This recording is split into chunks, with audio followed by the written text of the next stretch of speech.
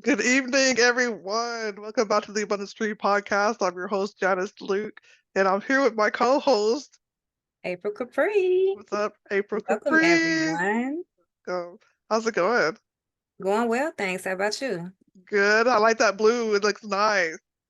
Thank you. Thank you so much. I'm liking the ponytail today. Wow, Afro puff again. Very nice. Yes. So I was wondering if you're gonna talk about the weather again. Oh, Sorry. it's not that hot now. It's It's not. lighter It's today. not hot. Okay. We have this running joke about talking about the weather when we get on to y'all, so sorry, you'll have to excuse us. We get silly sometimes. Anyway, so let's put the silliness aside, right? Do we have a neat guest or what tonight? We really do. We have an enterprising Swiss entrepreneur who embraced self-employment in 1998. She took a bold 6-month sabbatical in 2003, met her husband, and moved to Canada. She pioneered remote work long before it became popular. With expertise in finance and clutter clearing, she helps global business owners find peace amidst chaos, drawing from over 20 years of experience.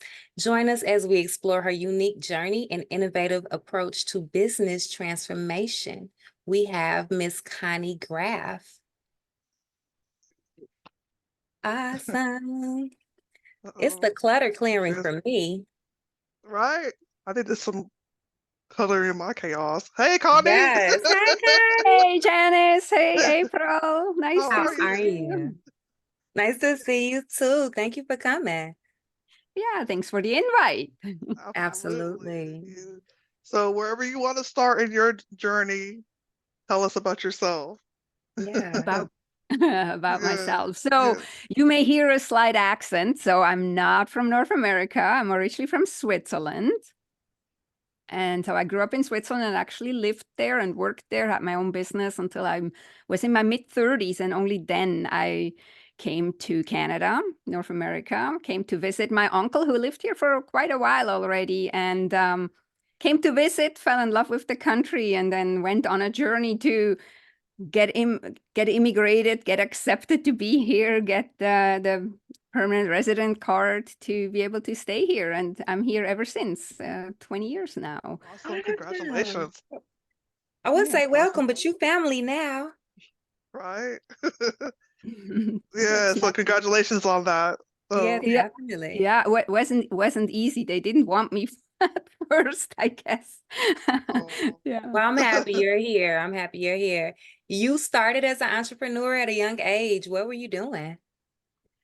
Well, so I don't know whether I want to call it entrepreneur, but I became self-employed fairly quickly. I just created my own job. Very And nice. so I was in the finance world, and I didn't like to be in corporate too much. I wanted to have more flexibility and freedom. So then I became like a consultant, you would maybe call it these days, or a freelancer.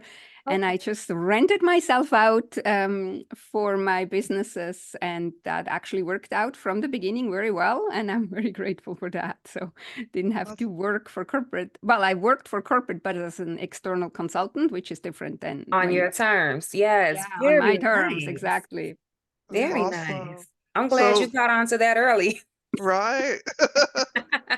So when you were a consultant, you just like help like what kind of things did you consult on? Like what did you advise on and what kind of tasks So did you have to do? ironically, my first client, or my first biggest client, I had several clients from the beginning, but the biggest one was my former employer. They realized that that they couldn't just replace me there. So I was in finance. So I was an accountant controller. I was doing budgets, forecasts, data analyzing of gross margins and all that stuff. So that's what I then offered as a freelance consultant as well. But I also I went and helped smaller companies create peace in their finances, how I would call it, like organize their finances, making sure that everything runs properly.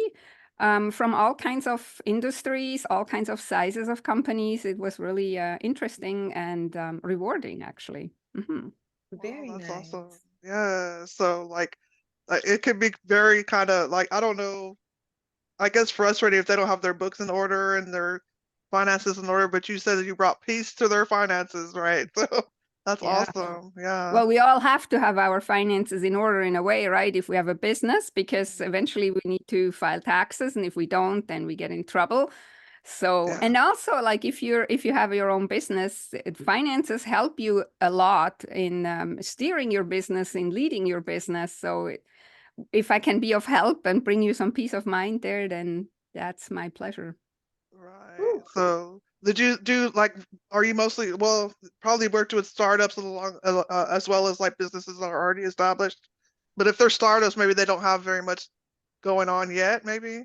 Yeah. But Yeah. And then you help them set up everything. So this is also where the organizational part came in, where I helped them organize everything, getting processes in place and having file structures and everything. Back then it was a lot still on paper. Now everything would be on the computer, digital, right? But so yeah, that's what you're doing. Or when you're having an established company, they may have a chaos because they may have had an employee that wasn't very organized, or they may have had no employee for a while and they were just kind of struggling to keep afloat. And then you just help them not just organize and get everything back on track in for the finances, but also for processes and filing systems and organization of the workplace and systems and processes and all these things that most people think are boring, but they make our life so much easier if we have proper ones in place. So they true. do, if that is true. Go ahead, April. I don't know if No, you were. I was agreeing. So true. And Yeah. I think it's also like super valuable that you can do that because, like you said, everybody doesn't have that skill set. We weren't taught like those things in school, or even like I've met people that have like MBAs and all these fancy business degrees, and like some of the fundamentals of entrepreneurship are really just putting those systems together on your own were never touched on. It's like you have no idea until you kind of get your back against the wall in a situation, and it's really important to know these things ahead of time or have somebody that can help you. So that's great. Yeah, no, we all don't learn it, right? And so I was just also lucky that from way in the start when I started working that I had some people and some role models around me. So and then I have probably some kind of a interest in it maybe too. I sometimes say like I prefer to have it easier than harder. And so whenever I can make my life easier, then I'm gonna do it. And I just realized early on that if I'm organized to a degree, life and business is way easier. And so that's where the motivation comes from. That's awesome. Absolutely. I mean, you got to have business systems in place, y'all, because if you don't, it takes your systems and everything that if it's chaotic, it's going to take you more time. You're going to be Mhm. frustrated. You're Mhm. not going to know where things are. So it's like you have to have systems in place, and so that's awesome how you're able to help people get organized and even establish a system for their business. It's so important, Yeah. so very important.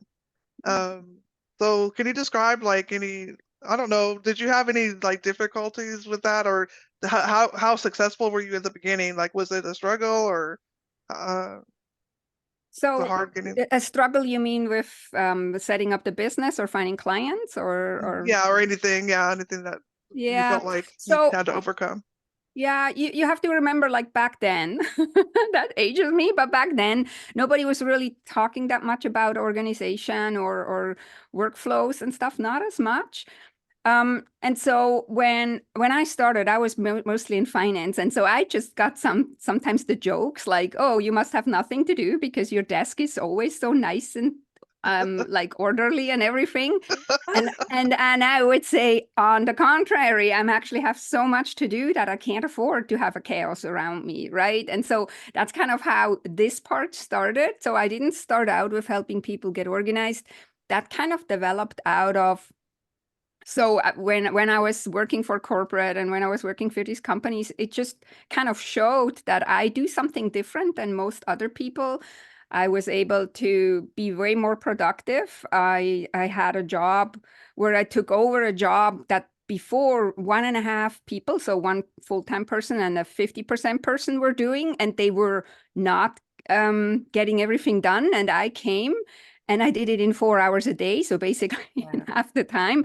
And at first, people always thought like, oh, you must not do something. You must store some work somewhere in the drawer or something. And then they realized, no, I just do something different, and that's how I'm able to work more efficient, more productive. And so then they started to, like I said, first they joked. We're making jokes and everything. And then later they started to come and ask me, well, how do you do it? And why and how? And can you teach me? And so that's kind of how it Wow. started.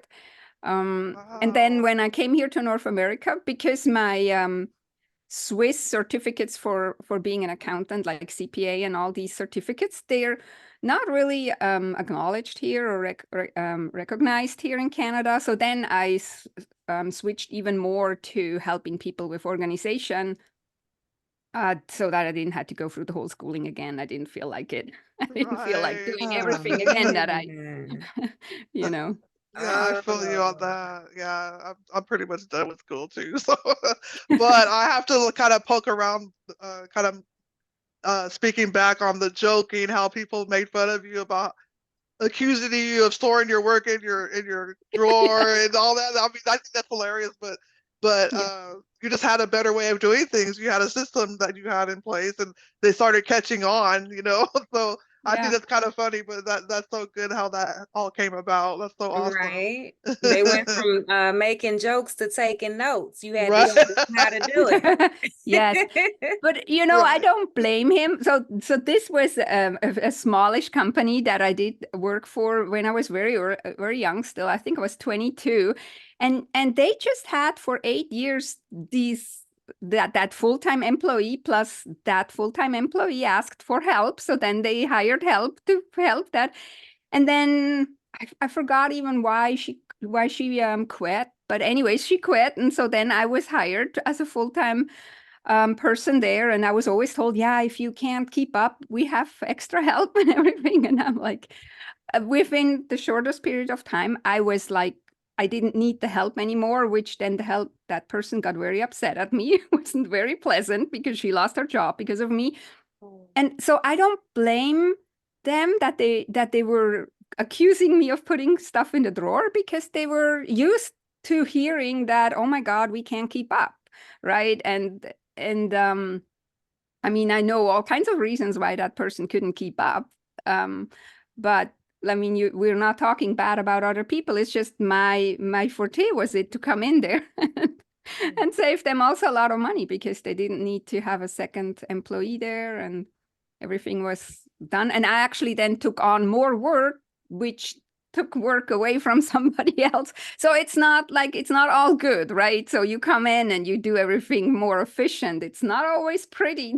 Not everybody likes it, but yeah. So what is your delivery model for that? Do you teach people how to do it themselves, or do you kind of like strategize and kind of like review, like, okay, what do you have going on? And let me figure out how we can help you do this better and, do more work in less time kind of thing. Yeah, I think so. I do both. It depends where the person is, right? First, we're gonna evaluate where they are, and if somebody starts anew, like with a business, then we start from scratch, more or less. If somebody is established, that's what I mostly have, because then they think they can do it, and then they get into kind of a chaos. Then we figure out and analyze where go things wrong, right? And what I'm saying is also, like, they don't have to do it my way. What we're figuring out together is what is the best way for them, because they may not work the same way as I do, or they don't. I often say they don't tick how I do, but there is some fundamentals that most people maybe, I don't want to say not don't get, but they don't put those in place, and then it makes it really hard to stay on top or Yeah, it's to not be their thing. organized. Yeah, yeah. Yeah. Sorry, I It's not didn't their thing. catch what you said, April. Oh, I'm sorry. I was just saying, yeah, agreeing with you. Like, yeah, it's Oh, not okay. their thing, like some Yeah, people yeah, just, exactly. Mm-hmm. yeah. Mm-hmm. They have to, like, I guess, take your advice and how kind of you evaluate what they got going on, as you said, and they can take your advice, or even come up with a better way of doing things that works for them, but it's going Yes. to help them get more organized and more efficient in their work. Yeah, and Correct. sometimes it's experiments, right? Because they maybe have never been really organized, or they never really paid attention to how things would be easier for them to do. I noticed that some people, like, my first thought is always like, how could we do this easier, faster, more efficient, like, and easier for me too, like that it's less stressful. And I noticed not everybody asks themselves this question. So sometimes in the beginning, it's mostly like digging for gold and figuring out like how would it actually work for them? Because a lot of people tell me, "Oh, I'm not like you. I can't be organized." And I always say like that's not true. You just haven't found you're organized yet. You haven't found yet how you work. And we sometimes, like, from how the society works or how the school system works, we are often told how we have to do things from early age, instead of giving us the freedom to explore how it actually would work better for us. And so that's how the people come to me. They say, "Oh no, I'm not organized." And then when we're actually talking and we're actually um, analyzing what they're doing and what is not working and what is working, we realize, oh no, they can be organized. They're just in a different way, and they're not following through with it in all areas. For example, I often say that you are for sure somewhere in your life organized. Go figure out where you're organized, and tell me what you're doing there differently to where you are in a chaos. And then that gives us a clue how they tick, or how we can make the workflows work for them. So then they're less organized, less chaotic and more organized. Right. Yeah. Yeah. Awesome. That is so cool. So I want to like in a minute, I want to give you some scenarios, but I want to know first, like, do you help them with automation as well, like business automation, or is that a thing too for you? To a degree, you mean like with software to automate? Yeah, something like that. Yeah.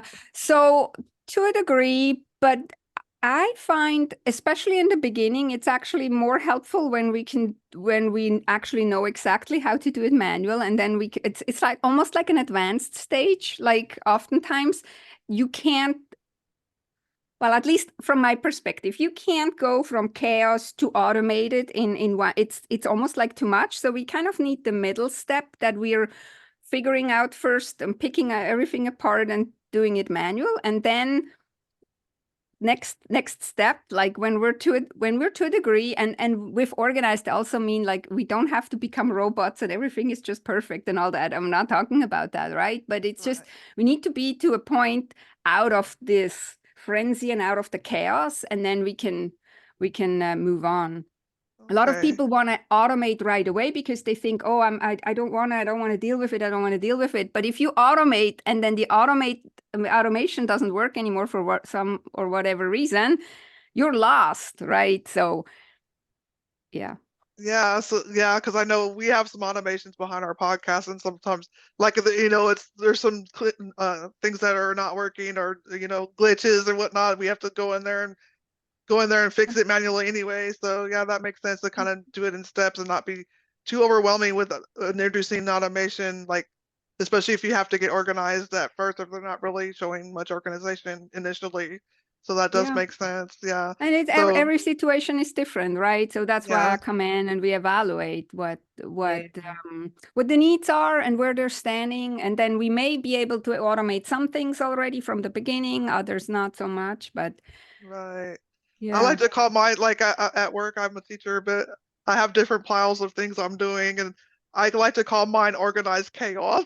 So I feel like I have an organization, like I have sticky notes, I have all kinds of stuff. I write on paper, sticky notes, I write on my whiteboard, like I have files everywhere, but I feel like I'm organized, but I think it's called organized chaos. At least that's what I coined it. And I'm not really like color coded or like all nice and neat, yeah. but I know where my piles are. I know where my stuff is. So, So but so if it makes you happy, I'm not color coded either. And yeah. I think sometimes this is a little overkill too. Like it, and Uh-huh. but then there are some people that strive on this and it works for them and they need to have this. I don't. So, like, if you look Right. at my office, there's nothing color coordinated. I have my calendar is to a degree color coordinated, but also not to the every little last appointment or whatever is in it. The majority is like, So yes, to a degree, but I always say too is like if your system works for you, it might not be chaos, right? So I'm here for the people who are overwhelmed, who are freaking out, who are struggling, who are stressed, and are maybe losing clients or maybe are not able to show up at their best for their clients. And I help those. If you sit there, Janice, and you tell me I have these little piles and I have my own little organization, then you're organized, right? So this is the other thing, that it's not about me telling you how you have to be. It's like, also when I help my clients, we're not putting my system in place for them. We're figuring out the system for them. So that's the difference. Wow, that's That's powerful. awesome. Because I Yes. think everybody, or a lot, I ain't gonna say everybody, but 99.99999% of people are probably like overwhelmed and stressed out. And it's just, it seems like it's just a lot going on right now. And I think people are doing a lot more than maybe they have been used to doing. They have new responsibilities and stuff like that. What's your advice on like consistency with implementing a new system or just trying to get a handle on new things that kind of get added on top of like your already existing responsibilities and stuff? Yeah. Well, consistency is key, right? If you're trying to create a new habit or you're trying to add something to it, consistency is key. But um, so for myself, what I noticed is if we're becoming too strict about it, it may sabotage us. So like if we're thinking we need to make a, just as an example, make a red cross on every day, and we did it, and then when there is a cross missing because we didn't do it, we failed already, and then we just throw the baby out with the bathwater. That I think is wrong, right? So we need to have some leeway. And yes, consistency is key, but the question is, what does consistency mean? Does it literally have to be whatever every single day or every hour, or can we find a way how this can work even when life happens? And life happens for all of us, right? And so how can we create the consistency in a way, or set it up in a way that even when life gets crazy and busy and we fall off the wagon for a little bit, we can pick up without, and the big part is without beating ourselves up, right? So that's where I talk then about the mental clutter, because that's often how we sabotage ourselves. We think, oh, if we're not 100% perfect and we don't do it every day perfect, then we failed. And so yes, consistency definitely, because if we're not doing it consistent, the clutter and the chaos has a way of creeping back in very quickly, right? So we're trying to stay on top of it, but we don't want to overdo it. So like I'm not. So I have to fight my own perfectionistic streaks. So what I'm really trying to help my clients too is to get them to a point where the trying to so hard, and so that like instead of going playful and being kind to yourself, they're beating themselves up for not being perfect. So that's what I'm trying to teach too, that, and then not just to give up if it doesn't work perfect the first or the second time, right?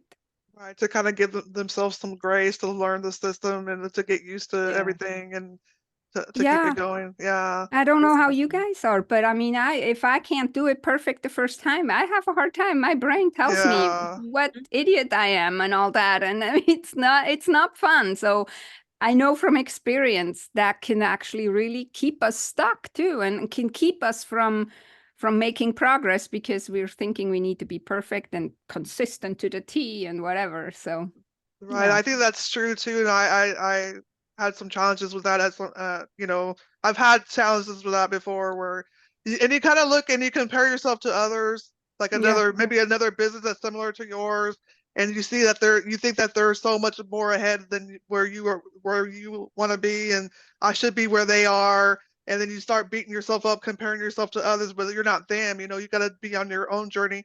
Plus, you don't know what they've been through to get where they are now. And yeah. so you just And you can't. you often look at the outside from whatever they're presenting to you, right? And you see Yeah, your inside. So you're kind of comparing your behind the scenes with their best performance that they Right. portray out in the world. So that's also not fair. It's not a fair Exactly. comparison. It Right. is, and you don't know what they've been through to get where they are. Yeah. They might have started way before you have, and you just can't beat yourself up. You gotta stay the course, you know, Yes. Yeah. and give yourself some grace. But it's also easier said than done. So then you Yeah. have to become really meta and not beat yourself up for beating yourself up, Yeah. right? So, Right. It could be a And you got to spiral. be accountable too, right? Yeah. yes. Yes. Yeah, if you let it get out of control, it could spiral you down, but you gotta really have positive affirmations and be around people that are gonna lift you up and encourage you to stay with it and Yeah.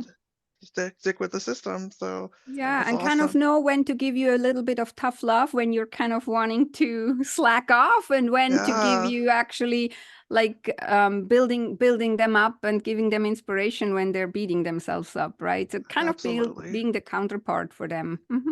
Right. So if a client comes to you and they feel like they're just out of control, I'm so stressed and chaotic. I think you mentioned before that you can like get yourself in a much better place and within minutes and not like over the weekend or like a long period of time. How does that look? How can you get someone in order within minutes? A few minutes or maybe an hour. I don't know.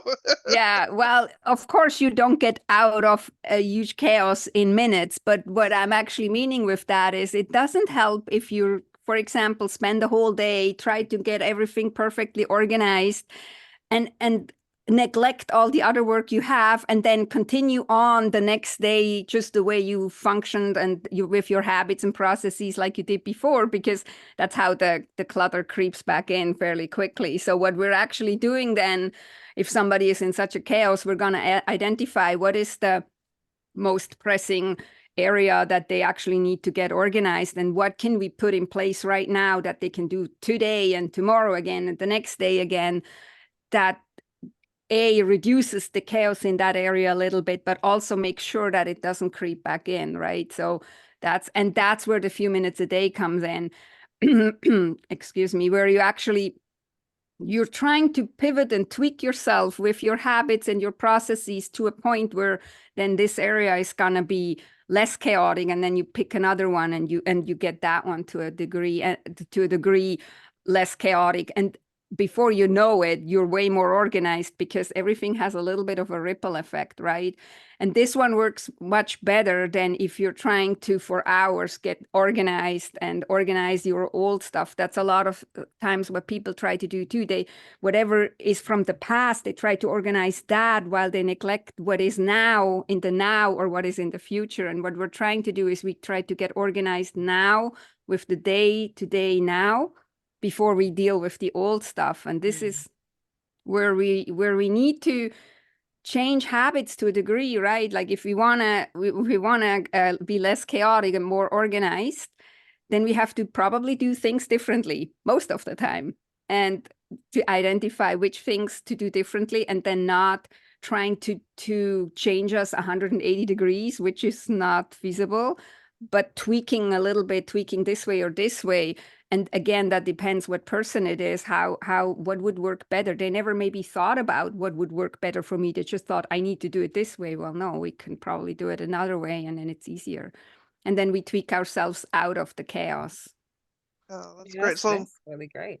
yeah, so kind of prioritizing like what's pressing right now and forget, even if it's like something due like now and into the future or something, if it's a deadline or something, just you're prioritizing, maybe doing a little bit at a time and then progressing from there. So that's awesome. Yeah. Well, some people have a looming deadline, maybe with the finances, and somebody else realizes I constantly miss client appointments because I'm not organized. So then we work rather on that, or somebody is always late with their whatever they promised their client, right? So we're just figuring out what is in the whole chaos, if we want to call it that way, what is the most pressing one right now that we start changing, instead of trying to change everything at once, which usually doesn't work. It exhausts us, right? We need to, I sometimes say, and I have talked about this a lot, we need to find ways that we can,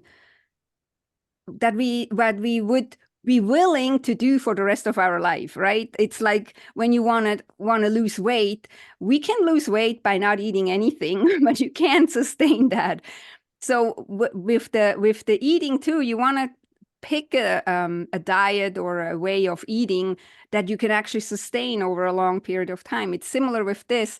We can't beat ourselves to be more organized. We need to do things that also work when life happens, when business happens, when it gets hectic. And so this is where most people try to aim too high or try to do too much at once and then crush and burn. And rather we start small and we just tweak and then we actually get there faster. You wouldn't believe it. Usually you get there faster. Okay, awesome. Steady increase. I love it. Yeah, I want to talk about the clutter. Can you explain what is clutter? How do you identify clutter? How can people identify and kind of differentiate what's important and what's clutter, what's necessary and what can wait? Yeah. So the clearest indicator of clutter is if you have stuff that you don't use and you don't love, and it's just there. It's most of the time it's there from years ago or whatever, and you actually did use it back then, or you once used it or whatever, and now it just sits there and you don't use it anymore. You don't even love it. It just sits there and you haven't done anything with it.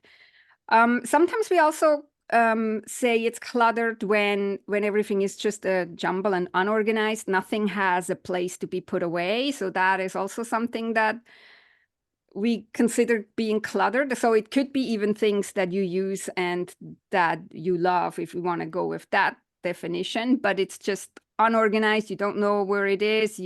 It has no home. You don't put it back where it belongs, even if it has a home. It's just a mess, right? So that is one thing, or another indicator that it is clutter.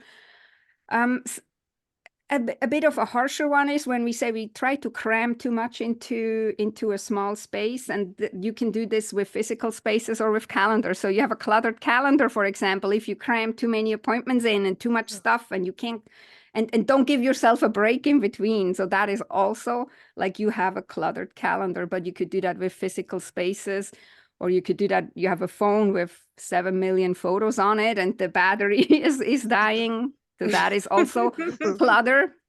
Battery is dying. You have no space anymore. You can't really do a phone call because the phone is almost collapsing. That would be clutter. And then there is actually also something else that most people don't like. They're surprised when I say this is also clutter. So this is anything unfinished or broken. So in broken, for example, in your household, if you have drawers without knobs or handles or whatever, if you have faucets that are leaking and it would not take much to fix it, but you just don't do it, that's kind of like clutter too, because we may not know this consciously, but unconsciously this is nagging on us. So this is also adding to the stress. In the business, it's oftentimes unfinished stuff, like we start 7 different projects, none gets finished. So that is also a form of clutter. So those are kind of like the official categories of clutter.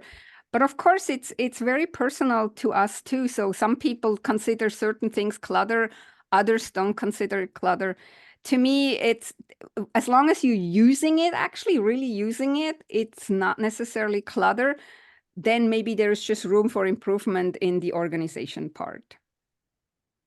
I think a lot of people gonna have to look in the mirror, myself included. But I have another saying. I have a saying, we all have clutter, right? Like, I just the other day watched a video of a guy. He's in Japan and he only owns 33 items. Now, this is a little insane. No, I mean, sorry to say, but so we don't need to become minimalists or somebody who only owns 33 items. But what happens then is that we probably have clutter. We all have clutter. There's just a tipping point when it takes over and it creates so much chaos and so much stress that we can't really function at our best anymore.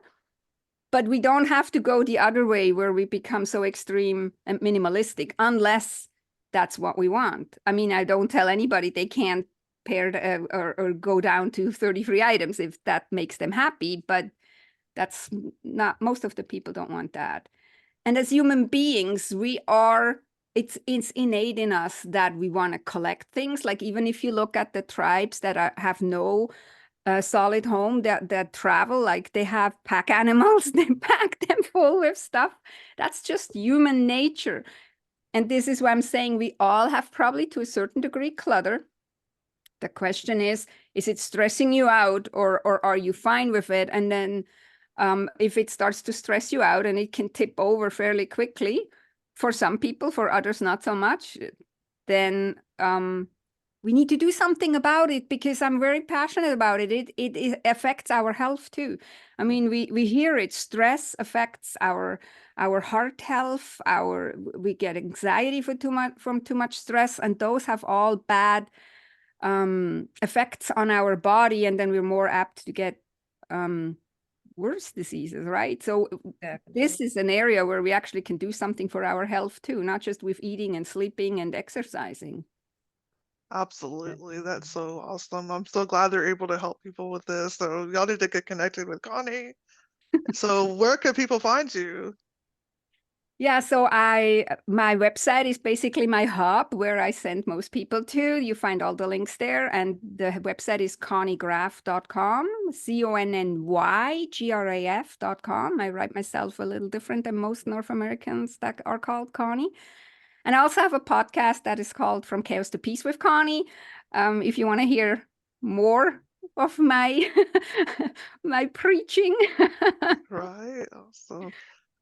Yeah, y'all get connected with Connie. That's awesome. She has her podcast. I'm sure you offer little tidbits of tips, like daily tips and things of that nature on your podcast. Yeah. On the podcast and on social media. Like when you go on my website, you find all the links to go to social media too. And yeah, I'm really saying a few minutes a day keeps the chaos away, and try it out. It will make a difference. I love that. That's wonderful. So if you right, from chaos to peace. So if you had, like, there's about a couple minutes left, or maybe just under 2 minutes. If you have any words of wisdom, or maybe someone's just starting out and they got overwhelmed, they maybe clutter, chaos, or whatever, how do you encourage them to not to give up and to stay the course? What words of wisdom or encouragement would you give them? Yeah. So I always say, like, clearing the chaos and the clutter around you is an act of self-love, and we can all be kind to ourselves, right? So not giving up, and actually really starting small, and also not starting with the most emotionally charged items. Like most people try to declutter the things that they're most struggling with, and that's not the easiest. Like, and often that's where they then give up and think, oh, I can't do it. So start with the obvious low-hanging fruit, how we call it. Start with 5 minutes a day when the kettle is going or when the coffee maker is going. Absolutely. Yeah, that's what I would say. Awesome. Thank you so much for coming on. Yeah, thanks for having me. This was fun. It was Absolutely. fun. So happy you enjoyed. And thank you for giving our guests some tips to go from chaos to peace. That's awesome. Thank you all, and thank you all for watching. Y'all make sure you go follow Connie. Do that. Definitely. Thank you for watching, y'all. Thank you guys for watching. Thank you. Have a good night. Bye. Bye.